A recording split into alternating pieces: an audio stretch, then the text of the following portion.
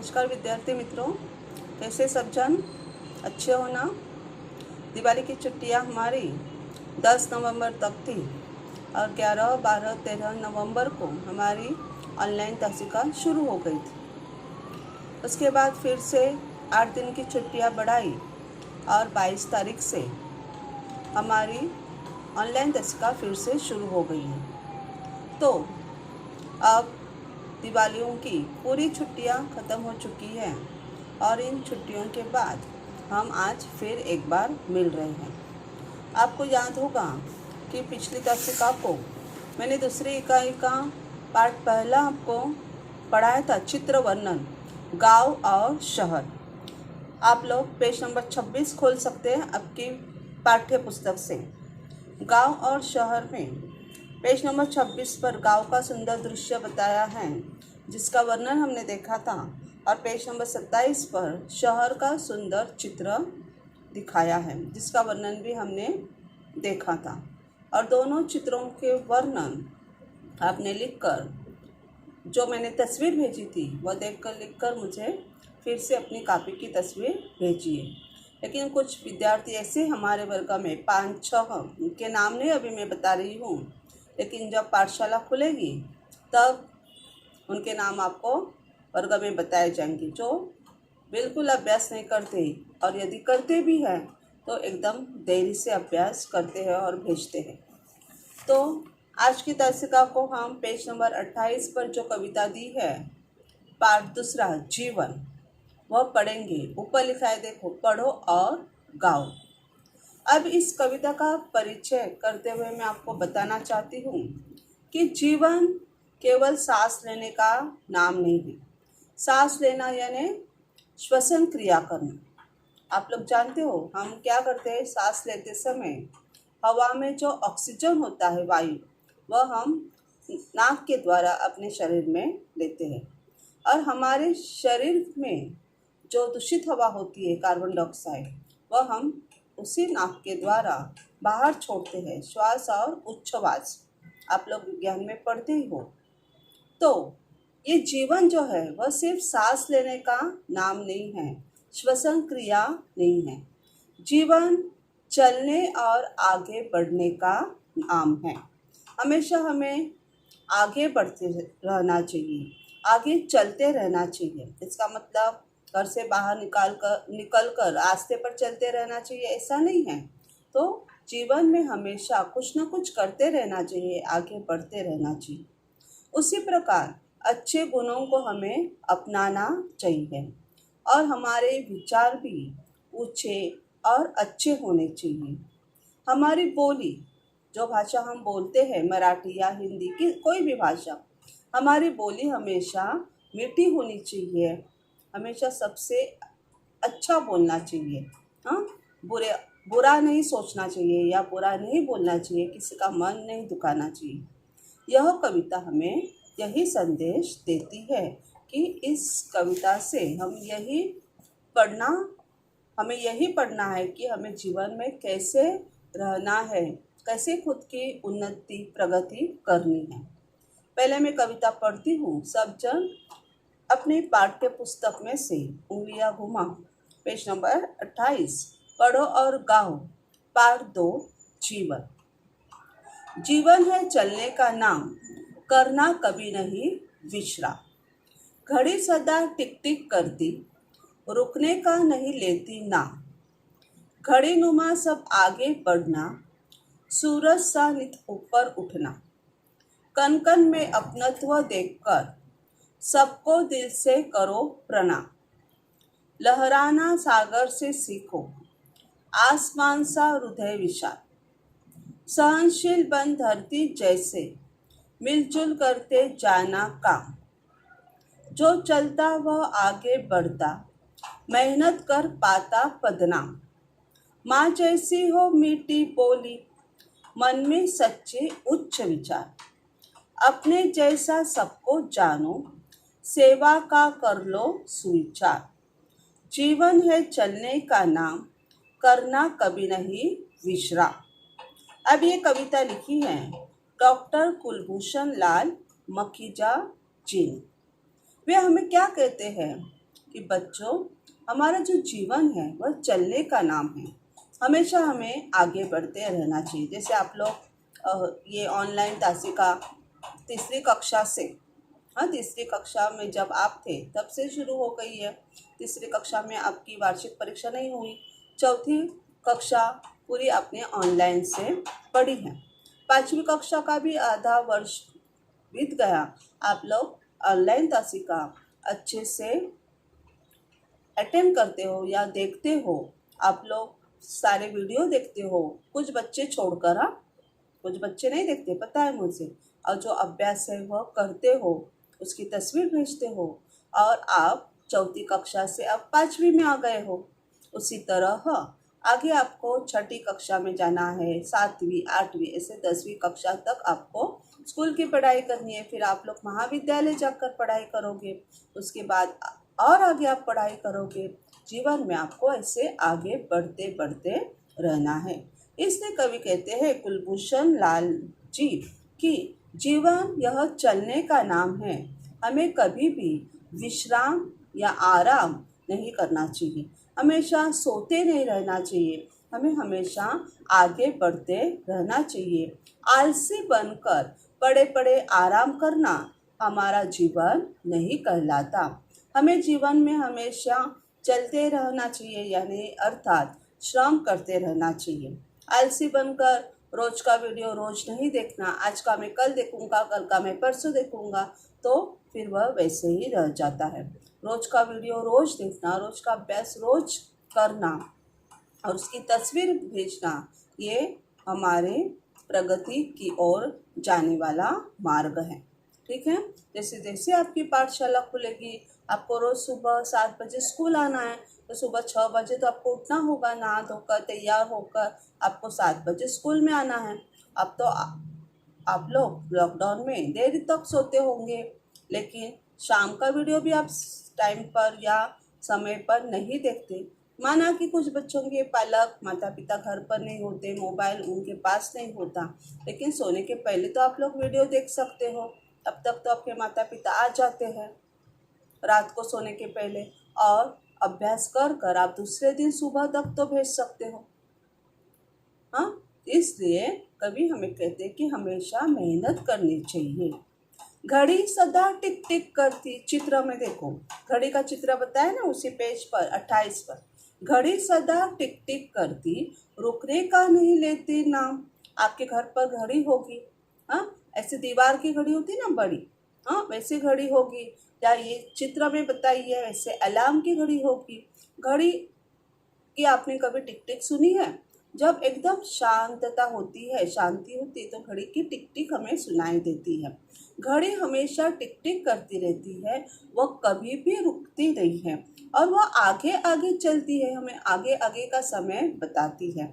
आपने घड़ी का निरीक्षण कभी देखा होगा घड़ी को, कि घड़ी का जो मिनट काटा होता है वह ज़्यादा जलद घूमता है, उससे जलद सेकंड काटा, उसका काटा जो होता है वह घूमता है। लेकिन किसी किसी घड़ी में सेकंड काटा नहीं होता, मिनट और दास काटा 2 ही होते हैं।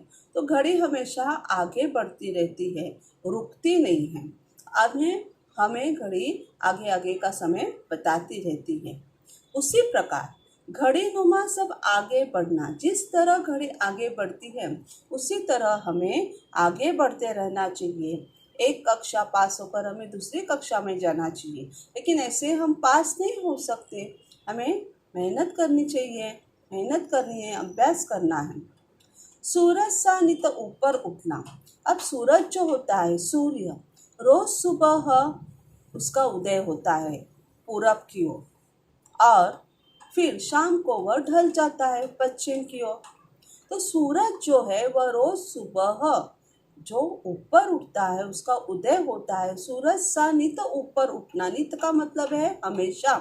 जिस तरह सूरज हमेशा ऊपर आता है, उसका उदय होता है, उसी तरह हमें भी आगे बढ़ते रहना चाहिए। कन कन में अपनत्व देखकर सबको दिल से करो प्रणाम। प्रणाम का मतलब है नमस्कार करना। जो हमसे बड़े हैं, हाँ, माता पिता, हमारे शिक्षक, हमारे बड़े भाई बहन, उनका हमें मान सम्मान करना चाहिए, उनको दिल से हमें प्रणाम करना चाहिए और कण कण में हमारे मन में उनके बारे में अपनत्व होना चाहिए, अपनापन होना चाहिए। हाँ, इसी यह जो दूसरा परिच्छेद है कविता का, इस परिच्छेद में कवि हमें यही बताना चाहते हैं कि घड़ी हमेशा टिक टिक करती हुई चलती रहती है, वो कभी रुकती नहीं है। घड़ी के समान ही सबको आगे बढ़ते रहना चाहिए, सूरज की तरह निरंतर ऊपर उठना चाहिए। हमें कण कण में अपनेपन का अनुभव करना चाहिए और सबको सच्चे हृदय से प्रणाम करना चाहिए। अभी दूसरा परिच्छेद देखो, लहराना सागर से सीख। सागर तो आपने देखा है, शहरों में भी देखा होगा, सागर मतलब समुंदर, या गांव में देखा होगा। अब ये जो सागर होता है वह हमेशा लहराता रहता है। हाँ, हमेशा उसका पानी आगे आगे बढ़ता रहता है, उसकी लहरें आती रहती है, कभी बड़ी लहरें आती है, कभी छोटी आती है, और जैसे ही ये लहरें किनारे तक पहुंचती है वह मिट जाती है किनारे में। हाँ, दूर से आती हुई लहरें ज़्यादा बड़ी नजर आती है। तो लहराना सागर से सीखो, आसमान सा हृदय विशाल। सागर से हमें लहराना सीखना चाहिए। आसमान कैसे होता है? बहुत बड़ा आसमान है, हम कहीं पर भी देखें हमें आसमान दूर तक नजर आता है, कहीं से भी हम देखें। हाँ, हमारे घर से देखें, घर की खिड़की से देखें, घर के बाहर से देखें, या मैदान में आकर देखें, ये आसमान दूर तक हमें नजर आता है। तो ये आसमान जो विशाल है, बहुत बड़ा है, उसी तरह हमें अपना हृदय भी बड़ा रखना चाहिए। सबको जब हमारी किसी को ज़रूरत हो हमें उनकी मदद करनी चाहिए। सहनशील बन धरती जैसे। अब हमारी धरती कैसी है? सहनशील है। धरती पर देखो, बहुत सारी इमारतें हैं, हाँ, पेड़ पौधे हैं, क्या क्या नहीं है, लेकिन सबका भार धरती माता अपने पर उठा लेती है, वह सहन करती है, वह सहनशील है। हमें भी हमारे जीवन में जो भी कठिनाइयाँ आए, दुख आए, उनको सहन करना सीखना चाहिए और मुसीबतों से मार्ग निकालकर हमें आगे बढ़ना चाहिए। मिलजुल करते जाना काम। हमें हमेशा मिलजुल कर कोई भी काम करना चाहिए, अपने दोस्तों के साथ मिलजुल कर, अपने परिवारों के साथ मिलजुल कर। जो चलता वह आगे बढ़ता, मेहनत कर पाता पदनाम। अब जो आगे चलता रहता है, हाँ, वह हमेशा आगे बढ़ता रहता है। मेहनत जो व्यक्ति करता है उसे मेहनत का फल ज़रूर मिलता है, और मेहनत करके उसे पद मिलता है, उसे नाम मिलता है।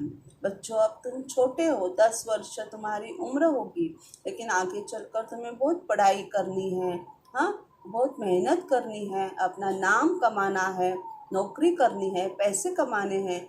जो माता पिता तुम्हारे लिए आज इतनी मेहनत कर रहे हैं तुम्हारी पढ़ाई के लिए, तुम्हारी गुजारिश पर और तुम्हारी परवरिश पर, उनको तुम्हें आगे चलकर संभालना है, हाँ, उनकी देखभाल करनी है। इसलिए कवि कहते हैं कि जो मेहनत करता है वही आगे बढ़ता है, उसे पद मिलता है, नाम मिलता है। हाँ, इस दूसरे परिच्छेद में कवि हमें यही कहना चाहते हैं कि सागर से हम उसकी तरह लहराना सीखें और आसमान की तरह विशाल हृदय वाले बने।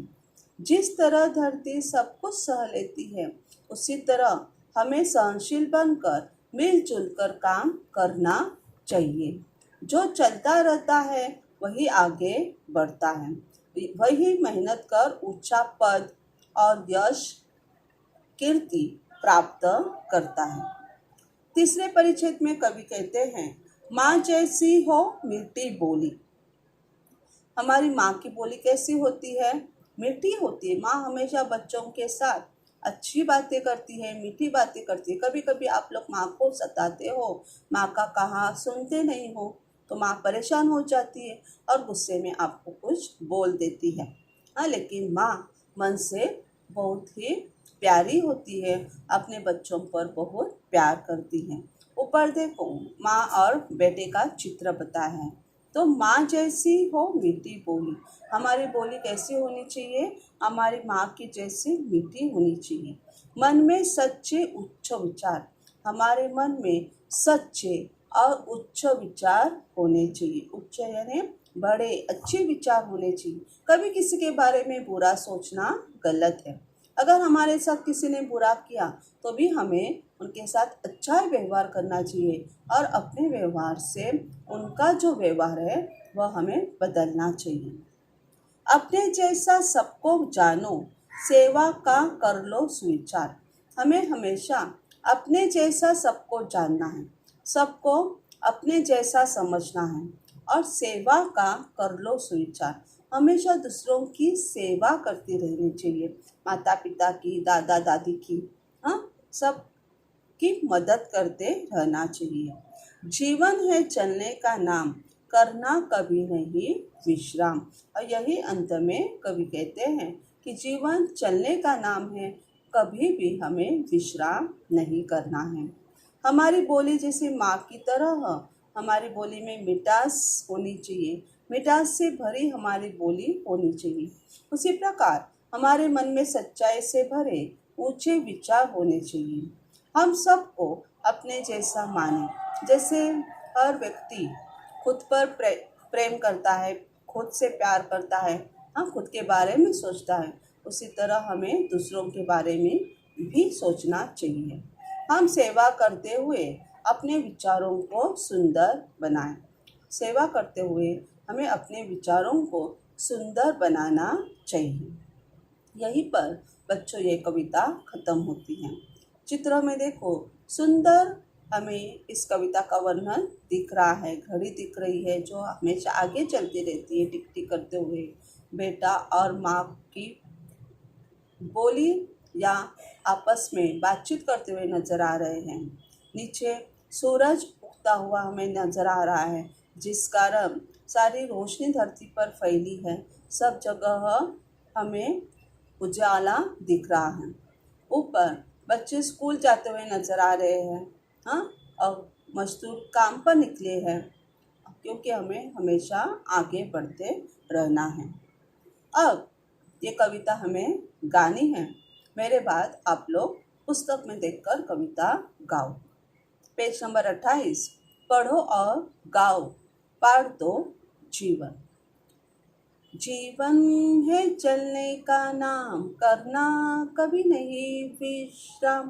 बोलो, जीवन है चलने का नाम, करना कभी नहीं विश्राम। घड़ी सदा टिक टिक करती, रुकने का नहीं लेती नाम। घड़ी नुमा सब आगे बढ़ना, सूरज सा नित ऊपर उठना। कन कन में अपनत्व देखकर सबको दिल से करो प्रणाम। जीवन है चलने का नाम, करना कभी नहीं विश्राम। लहराना सागर से सीखो, आसमान सा हृदय विशाल। सहनशील बन धरती जैसे, मिलजुल करते जाना का। जो चलता वह आगे बढ़ता, मेहनत कर पाता पदना। जीवन है चलने का नाम, करना कभी नहीं विश्राम। माँ जैसी हो मीठी बोली, मन में सच्चे उच्च विचार। अपने जैसा सबको जानो, सेवा का कर लो सुविचार। जीवन है चलने का नाम, करना कभी नहीं विश्राम। जीवन है चलने का नाम, करना कभी नहीं विश्राम। देखो बच्चों, कविता ये रोज एक बार आपको गानी है। इसके साथ मैं एक कविता गायन का वीडियो भी आपको भेज रही हूँ। वह वीडियो रोज एक बार देखो और रोज कविता एक बार गाने की तुम क्या करो, प्रैक्टिस रखो। रोज एक बार कविता गाओ, ताकि रोज एक बार गाकर आपकी वह कंठस्थ हो जाएगी। क्योंकि मौखिक परीक्षा के लिए आपको कविता कंठस्थ के गुण होते हैं, फिर उस समय कंठस्थ नहीं होती, इसलिए रोज एक बार गाओगे तो कविता कंठस्थ हो जाएगी। उसी के साथ आपको आज का घर का अभ्यास रहेगा। ये कविता गानी है एक बार। वीडियो आपने ध्यान से सुना इसलिए आपका धन्यवाद। कविता सुंदर अक्षरों में लिखनी है वर्गपाठ कापी में और मुझे तस्वीर भेजनी है। उसी प्रकार कविता के मैं शब्दार्थ भेजती हूँ, वह शब्दार्थ लिखकर भी उसकी तस्वीर भेजनी है। और जो स्वाध्याय भेजती हूँ वह लिखकर भी उसकी तस्वीर आज रात तक या कल सुबह तक ज़रूर भेजनी है। यहीं पर हमारी आज की हिंदी की दसिका खत्म होती है। सबको धन्यवाद।